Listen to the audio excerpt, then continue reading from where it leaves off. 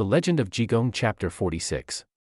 Usually, when you settle into a classic piece of literature, you kind of have an expectation of a certain rhythmic structure. Oh, absolutely. It's almost an unwritten rule of the genre. Yeah, exactly. It's like sinking into a familiar piece of classical music. Yeah. You start with this gentle, inviting melody, like maybe a slow movement of strings. Right. Something to just ease you in. Exactly. And you unconsciously prepare yourself for a gradual, predictable build toward a crescendo. You expect the author to, hold your hand and walk you slowly up the incline from peace to conflict. Right. It's the foundational contract of traditional storytelling, I mean. The narrative escalation is supposed to give you time to acclimate to the stakes. But the moment you step into the world of ancient Chinese literature, specifically this volatile, shadowy ecosystem of the martial underworld, that contract is basically ripped to shreds. Oh, completely destroyed. It just doesn't exist. Right, because the narrative structure we are looking at today doesn't build, it completely bait and switches you. It really does. It's practically jarring. You are dragged from the most tranquil, poetic, incense-filled quiet study directly into the chilling, premeditated mind of a serial killer, and he's operating in the dead of night. Yeah. It is the absolute definition of narrative whiplash. Totally. And we are cracking open a very specific, fascinating corner of classical text for today, Chapter 46 of the Jigong Quanzhuan. Right.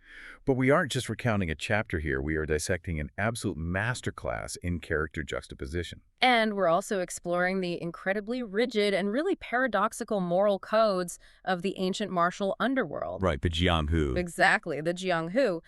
And perhaps most importantly, we are unpacking a deeply disturbing, timeless psychological profile of false redemption. It's just wild stuff. And that whiplash we mentioned, that is an entirely intentional architectural choice by the author. Oh, without a doubt. We are looking at a text that weaponizes its own pacing, really, to make a profound point about how fragile civilized society actually is. So to truly grasp the gravity of this psychological profile we're getting into, you really have to understand the extreme poles of the environment this story thrusts us into. Yeah, because the text populates its universe with everything from enlightened wandering monks to opportunistic fruit sellers. Right. And it uses their contrasting lives to build this incredibly complex moral topography. So let's set the scene for you. Imagine the absolute height of tranquility. You were in the wealthy, beautifully manicured estate of the Zhao family in Kunshan County. Just a perfect, pristine setting. Exactly. And we open with Jigong, who, rather than out fighting demons or causing his usual chaotic good in the folklore, is actually just, he's just chilling. Yeah, she's just hanging out. Right. He's just cured the old lady of the house of her eye ailments, and Second Squire Zhao literally will not let him leave. Which, makes sense when you understand the concept of hospitality in this era. How so? Well, especially toward a figure of Jigong's spiritual magnitude. Hospitality was less about providing a bed and a meal and more about capturing a living talisman. Oh, wow. A living talisman. I like that. Yeah, having an enlightened master in your home was a mark of supreme cultural and spiritual prestige. It was a huge flex, basically. Right. It's like having a brilliant, world-class philosopher and poet trapped in your guest house.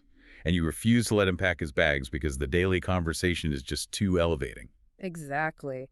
The text tells us they spend every single day idly discussing poetry and literature. Yeah. And Jigong answers every query fluidly, like water over stones. Yeah. The squire is constantly kicking himself, thinking, if I had met this man earlier, my own intellect would be vastly superior. It's almost comical how much he admires him. So Jigong stays there for 100 days of absolute uninterrupted stasis. 100 days just doing nothing. Right. And from a structural standpoint, spending 100 days doing absolutely nothing in an adventure novel is actually doing immense heavy lifting. Okay, unpack that for me. How is doing nothing heavy lifting? Well, the author is establishing Jigong as the ultimate anchor of order. This period of stasis represents the Confucian ideal of harmony. Ah, okay. Yeah, it's a state where intellect, spirituality, and societal respect are all in perfect alignment. Everything is exactly as it should be. Which is why the disruption, when it finally comes, feels almost violent. Oh, yeah. It shatters the whole illusion. Because suddenly, there's a massive commotion at the courtyard. Two Yamen headmen, who are essentially the local police captains from the Linen Prefectural Office, burst into this sanctuary of poetry. Right, they just completely barge in. They stand before the monk, bow deeply, and drop a massive reality check. They say, "Holy monk, in the days you've been away from Linen, the city has been turned upside down." We've come specifically to beg you to return. It's such a brilliant juxtaposition. You have the ultimate enlightened mind sitting in a quiet study, suddenly confronted with chaos. Right. The reality that his mere absence has allowed the capital city to just descend into anarchy. It really implies that the harmony of the capital wasn't systemic at all. Exactly. It was being held together by the sheer gravitational force of one man's virtue. With the anchor removed, the ship is adrift. So, to understand why the capital city of Lenan is turned upside down, we have to rewind. We have to leave the incense and poetry behind and pivot away from the enlightened monk. Right. We need to meet the man responsible for all this chaos. Exactly. We are crossing over from the world of light directly into the darkest recesses of the Jianghu.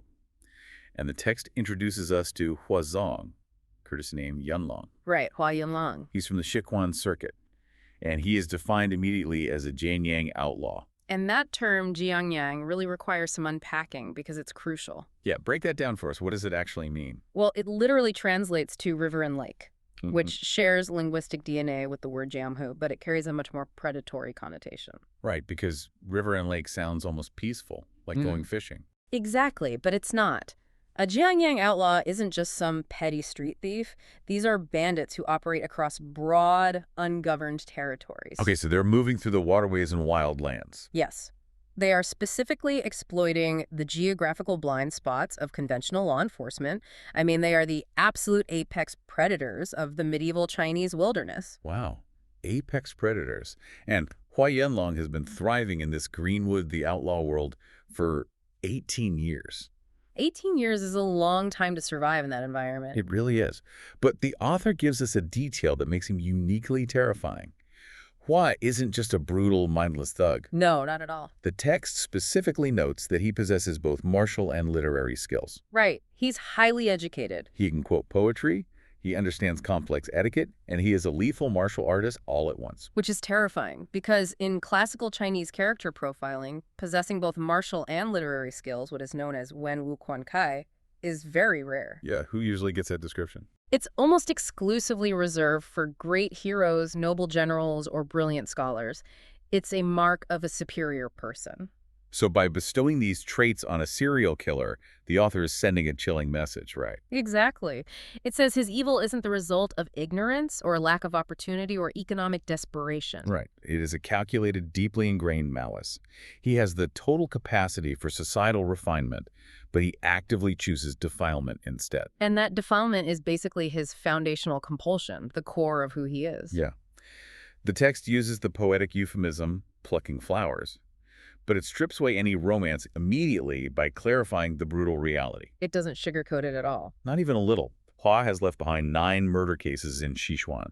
In every single instance, the victims were raped and then murdered. It's horrific. And this brings a heavy, terrifying weight to his underworld moniker because, you know, everyone in the Jianghu has a nickname. Right, and his nickname is the Universe Thieving Mouse, which is just such a weird combination of words. It really is. The linguistic construction of that moniker, Qian Kundao Shu, is a fascinating study in cognitive dissonance. Okay, let's get into the language there. What do those words signify? Well, Qian and Kun are the trigrams representing heaven and earth. They signify the masculine and feminine principles. So they essentially encompass the entirety of the cosmos. Exactly. Universe implies a grand ambition, right? A sweeping, majestic scale that knows absolutely no geographical bounds. But then the author instantly undercuts that cosmic majesty with Thieving Mouse. It's such a visceral downgrade. It really is. Eidos is a creature of the absolute dark. Right. It hides in the walls, it scavenges, it is universally associated with stealth, pestilence, and moral decay. Exactly. It strips away any Robin Hood romanticism the reader might try to attach to his outlaw status. He isn't a noble bandit. He operates while innocent people sleep. He's inherently cowardly. Right. The moniker essentially says he has the ego and the reach of a cosmic force, but the actual soul and methodology of a sewer rat. That is perfectly said. He is a plague infecting the spaces he occupies. And a plague like this doesn't operate in a vacuum. You need an environment that supports it. Right. The narrative suddenly zooms out here to show us the anatomy of his outlaw network. We find out Hua is deeply connected to a man named Zhang Tianchu. Who is known as Ghost Head Knife. Great name. Yeah. And they're both being sheltered by an underworld figure named Tian Guben, who goes by the mountain-suppressing leopard. Right. And Tian Guben serves a highly specific function in this ecosystem. He is the harborer, the fence, the patron. So he's the guy making it all possible behind the scenes. Exactly. In the historical reality of these outlaw networks, men like Hua Yunlong simply couldn't survive without men like Tian Guben. Why is that? Because the patron provides the safe house, he launders the stolen goods, and he often bribes the local yamen runners to just look the other way. He's the infrastructure. And the text just keeps rolling out these incredible, highly theatrical names. Oh, the names are fantastic. Hua has dozens of sworn brothers, but his absolute inner circle consists of 5 men known as the 5 ghosts. Right. There's a wind-cleaving ghost, the cloud-in ghost, the cock-crowing ghost, the disheveled hair ghost, and the black wind ghost. Just an incredible lineup. Together with Hua, they form a syndicate known across the region as the Yushuan 5 Ghosts, 1 Dragon. It's very cinematic. It is. When you read a list like that, it feels almost like reading a comic book roster, like the Sinister Six or something. But I suspect the author isn't just trying to sound cool here, right? No, not at all. This level of naming feels like very deliberate world building. How so? It's the creation of an invisible infrastructure. By naming these figures and grouping them, the text maps out a sprawling, interdependent criminal ecosystem. Okay, so it's showing us how they all fit together. Exactly. The Jianghu isn't just a collection of lone wolves wandering the woods. It's a highly structured counter-society. Right. It has its own hierarchy, alliances, and economy. Think of it like a vast underground mycelium network, like fungi. Oh, I love that analogy. Okay. On the surface, you might just see a single mushroom, like one outlaw committing a single crime. But beneath the soil, there is an intricate web of roots sharing resources. Passing information, providing structural support. That makes so much sense. Yeah. But that mycelium network is incredibly vulnerable to environmental shifts. Right, because the text explicitly tells us that when their patron, Tian Guben, decides to pack up and move away from Sichuan, this entire terrifying 5 Ghosts, 1 Dragon ecosystem completely collapses overnight. They literally become homeless, just like that. It reveals the ultimate fragility of the underworld. Despite their fearsome nicknames and their lethal martial arts prowess, these outlaws possess no legitimate institutional power. None. They exist entirely on the margins, relying on very fragile nodes of safety. And when the central node, the harbor, is uprooted, the network starves. They're forced to scatter and seek out distant relatives or old acquaintances just to survive. Right. And for Hua Yunlong, the heat is suddenly turned up to a boiling point. The local authorities are aggressively hunting the man who left 9 bodies behind. And his safe house is completely gone. Exactly. He realizes Sichuan is a dead end. He has to run. So this geographical displacement forces him into Jiangxi province, which sets the stage for what is essentially a bizarre, high-stakes theatrical performance of redemption. It's the ultimate survival tactic, really. Hiding in the blinding light of virtue. Hiding in the light. Wow. So he arrives in Yushan County, specifically seeking out a massive compound in Ri Village on Phoenix Ridge. Right, the home of Yang Ming. Yes. Yang Ming is a famous escort and caravan protector whose reputation is so pristine his nickname is Awe-Inspiring 8 Directions. Which is a heavy title to carry. Very. So Hua shows up at his door, but the reception is ice cold. Yang Ming's servants announce Hua, and Yang Ming immediately refuses to see him. Because he knows exactly who Hua is, and he knows all about the flower plucking. Right. The dynamic here is crucial, right? Yeah. An escort agency of Biaoju was a legitimate business. Exactly. They protected merchants and goods traveling through bandit territory. Their entire business model relied on having an absolutely unimpeachable reputation. So Yang Ming cannot afford to have the universe-thieving mouse sully his courtyard. It's bad for business. It's terrible for business. So Hua is turned away. But he comes back a few days later, rejected again. He tries a total of 3 times before Yang Ming finally relents and lets him into the compound. It's the classic trope of the persistent seeker. Yeah. Like a disciple begging a master for tutelage in the snow. Right. But applied to a serial killer, it's deeply unsettling.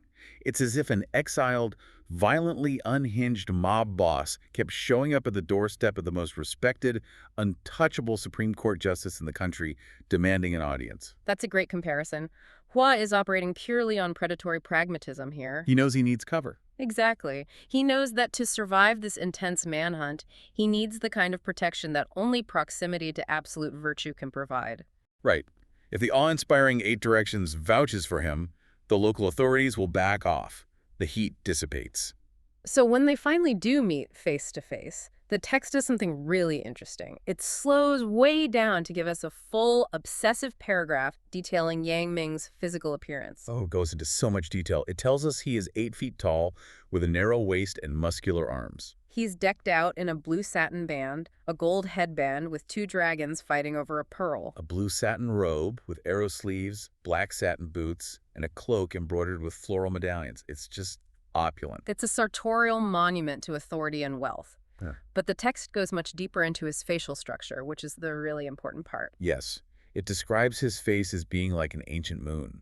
He has multicolored eyebrows, eyes as bright as stars, a perfectly straight nose, and a perfectly square mouth. And a beautiful black beard divided into 3 distinct strands. Right. When I read this, it felt so heavily stylized. It's almost like looking at traditional Chinese opera makeup or a statue in a temple. It doesn't sound like a real human. Because it's not really supposed to. The author is taking so much time to build this physical monument because it's a deliberate use of Chinese physiognomy. Okay, physiognomy. Reading a person's character from their face. Exactly.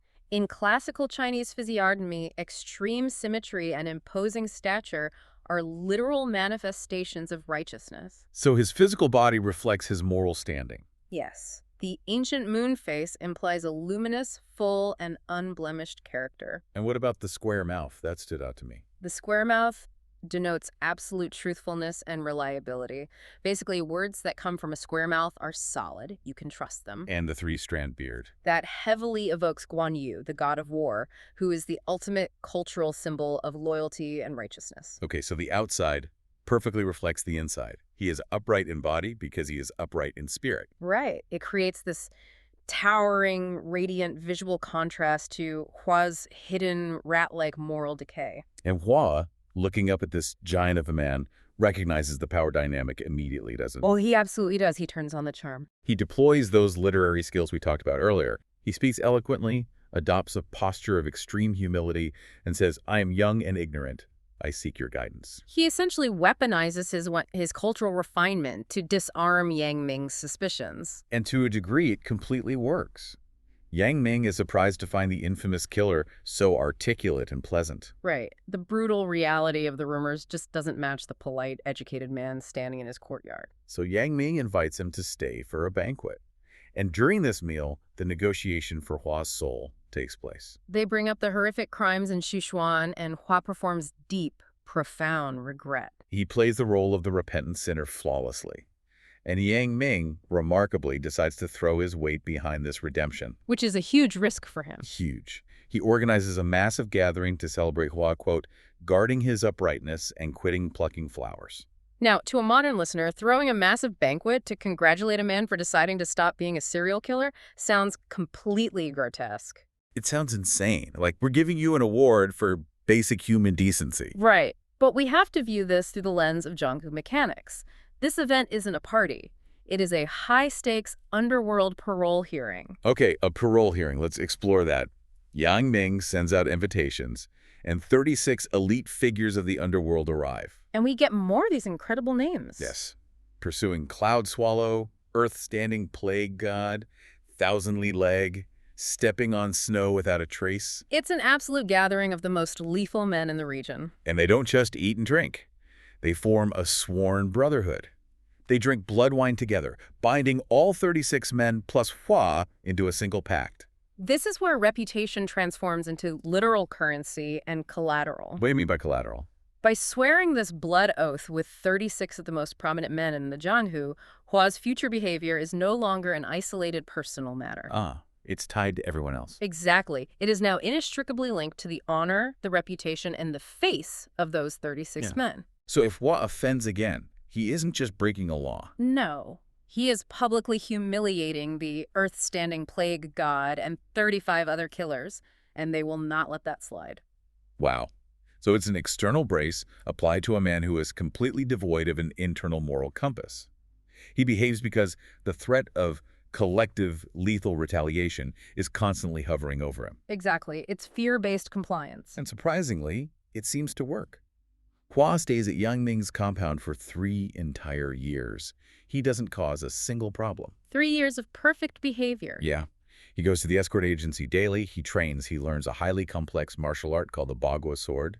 He integrates perfectly. But this leads to the central psychological question of the entire narrative. Right. Did this environment actually rehabilitate him? Or was this just a 3-year training camp where a predator learned to lay low and sharpen his claws? The narrative heavily suggests the latter. True rehabilitation requires internal metamorphosis. Hua was merely suppressed by his environment. So as long as he was living under the imposing ancient moon gaze of Yang Ming, And isolated in a highly structured village.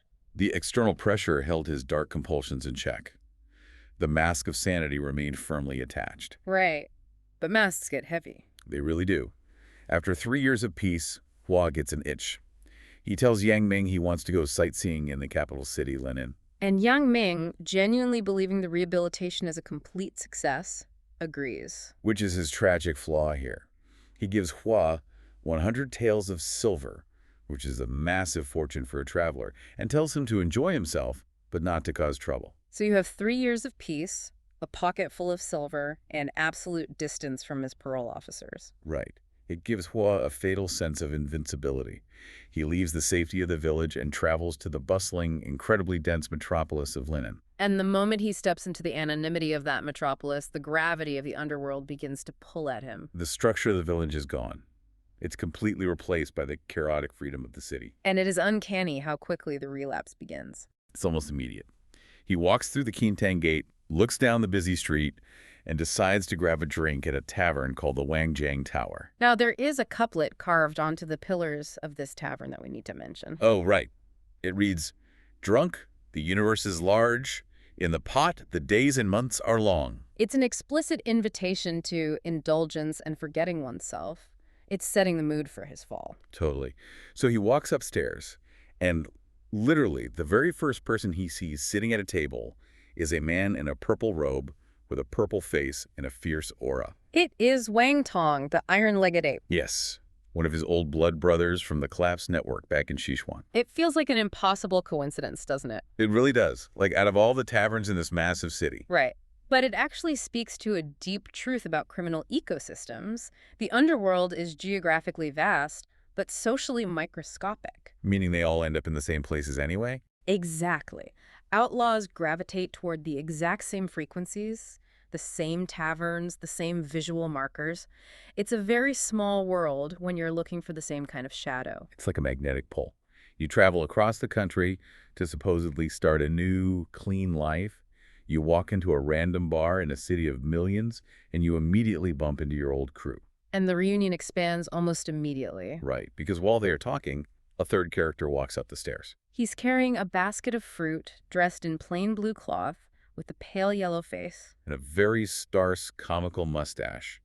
The text specifically notes he has 7 hairs on top and 8 on the bottom, which is such a weird, specific detail. Yeah, it adds a bit of levity, but it also paints a very clear picture of a downtrodden guy. This is Liu Chang, a former scout who used to case targets for the outlaws back in Sichuan. Right. Liu Chang is the connective tissue of the scene. He got caught up in some trouble, fled the heat, and is now trying to survive in Lining as a petty peddler. He drops to his knees, calls them grandfathers, and joins the table. Now, this table at the Wangjiang Tower becomes the focal point for understanding the sheer moral variety within the Jianghu. Because the author places these 3 men together to show us that not all outlaws are built the same. Right. Hua asks Wang Tong, "Why are you in Linian?" And Wang Tong's answer reveals a deeply rooted, almost righteous motivation. Wang Tong is operating strictly within the honorable parameters of the Jianghu Code. Yeah, his backstory is intense. His brother was a clerk back in Chengdu. A corrupt official framed his brother over a 200-tael bribe, resulting in his brother dying in prison. And Wang Tong wasn't there to prevent it. But when he learned the truth, he swore absolute vengeance. So the corrupt official eventually left his post and transferred to the capital. Yeah? Wang Tong tracked him across the entire country, all the way to Linen, with the sole purpose of assassinating him and avenging his family. Now, what is brilliant about this detail is how it forces the reader to weigh different types of violence. Okay, yeah, because Wang Tong is a killer. Yes, Wang Tong is a killer. But his violence is reactionary. It is driven by familial piety and a fierce anti-corruption stance. He is attempting to balance a cosmic scale that the legal system actively corrupted. Exactly. In the eyes of the underworld, he is on a righteous crusade. He's the hero of his own story. And then you look at Liu Chang, who represents the absolute pragmatist. Right, he was a criminal scout, but when the environment shifted, he adapted. He isn't plotting grand revenge, nor is he seeking underworld glory. He is simply trying to scrape together enough coppers selling fruit to survive another day in the city. He is the working class face of the underworld, just trying to get by. And sitting right between the righteous avenger and the survivalist is Hua Yinlong. And the contrast highlights exactly how dangerous Hua actually is. Because Hua doesn't have a mission. No mission. He has no familial loyalty driving him, and he certainly isn't struggling to survive. He is flush with Yang Ming's silver. His presence in Linen is entirely aimless. He is a predator on vacation, which makes him a ticking time bomb. So Liu Chang, wanting to play the good host to his old bosses, offers them a quiet courtyard where they can stay undetected. He says, "Let me show you the sights. Let's go to City God Mountain. It's the most bustling, beautiful spot in town." And this entirely innocent offer to play tourist is the catalyst. It really is. It leads them up the mountain, where Hua's 3-year performance of redemption is permanently shattered. The author is meticulously guiding us toward the ultimate collision of supreme virtue and foundational vice.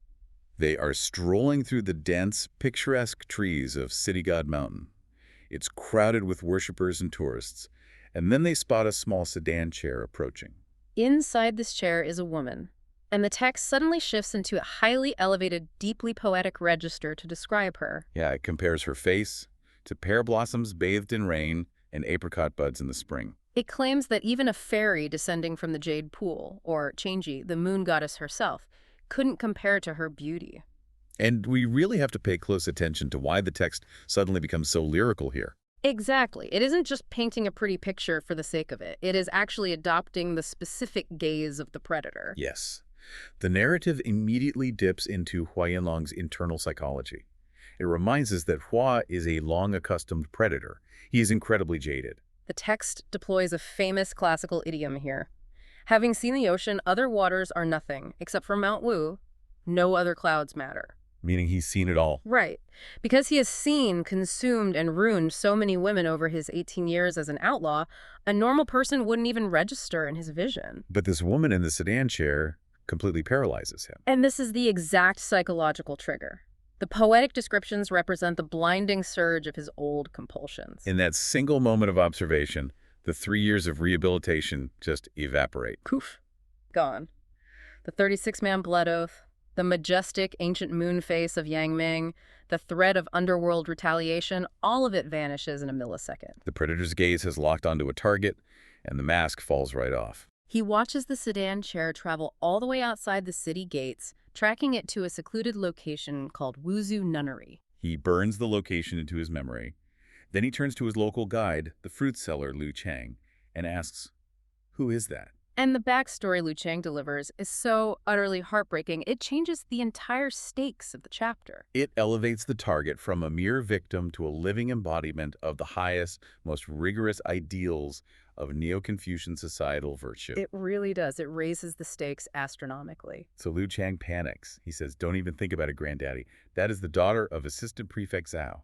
So first of all, she is nobility, which already makes her a dangerous target. Right. But her story is incredibly tragic. She was engaged to the son of a scholar, but before the wedding could ever take place, her fiancé fell ill and died.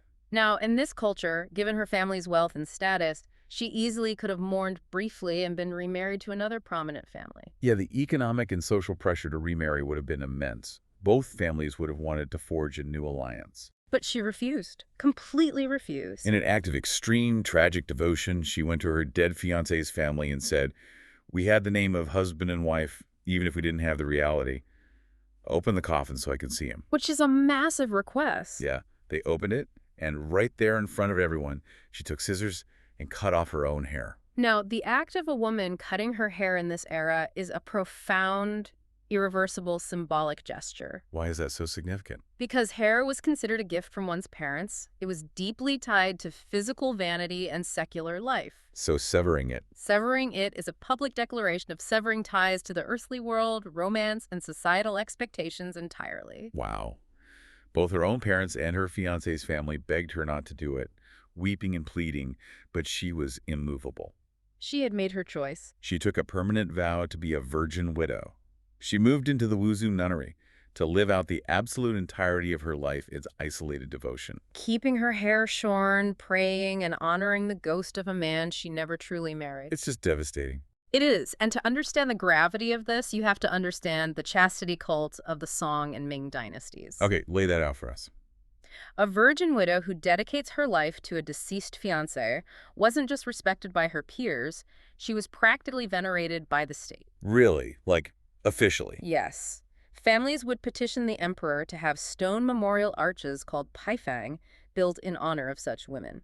She represents the absolute pinnacle of loyalty, chastity, and moral purity. She is, for all intents and purposes, a living saint in their society. Exactly, a living saint. And this is where the thematic architecture comes crashing down on you as a listener.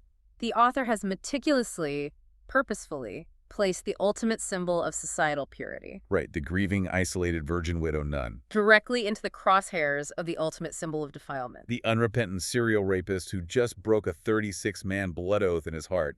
It's just a horrifying setup. The juxtaposition is absolutely devastating. The author is asking a very dark question here.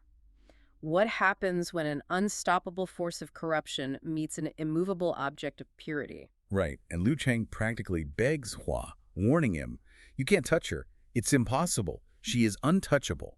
But the warning does the exact opposite of what it's intended to do. It acts as a hyper-catalyst. Hua isn't deterred by her purity. He is provoked by it. It makes him want to destroy it even more. Exactly. And the text leaves us hanging on this chilling, immediate cliffhanger. Hua's heart stirs with dark excitement, and he makes the cold, calculated decision right then and there on the mountain that he is going to break into the nunnery that very night.